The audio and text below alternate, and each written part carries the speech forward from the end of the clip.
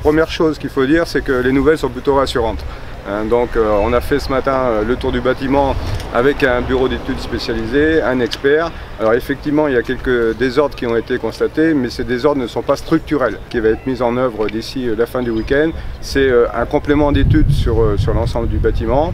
Le tout pour faire en sorte que ça réouvre lundi matin, que le collège soit réouvert lundi matin. Et deuxième chose qui est importante, c'est qu'effectivement des témoins vont être posés dans le week-end.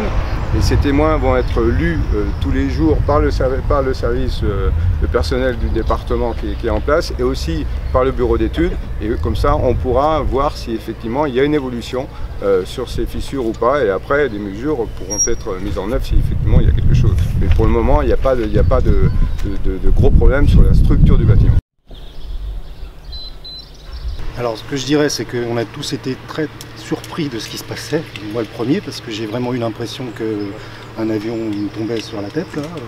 Donc je suis sorti très vite de l'établissement pour voir ce qui se passait, et j'ai eu l'agréable surprise de voir tous les enseignants et tous les élèves appliquer le principe de sécurité dans le cadre du PPMS. Ils se sont tous regroupés en plein centre de la cour, loin des bâtiments.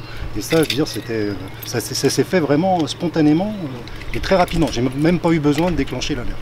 Dès l'après-midi, on a aperçu quelques fissures, donc on a reprévenu le conseil départemental, j'ai reprévenu la directrice académique aussi, et donc là, comme on avait un expert qui allait être mandaté, j'ai pris la décision de fermer l'établissement pour aujourd'hui, de façon à ce qu'on mette vraiment tous les atouts de notre côté en termes de sécurité.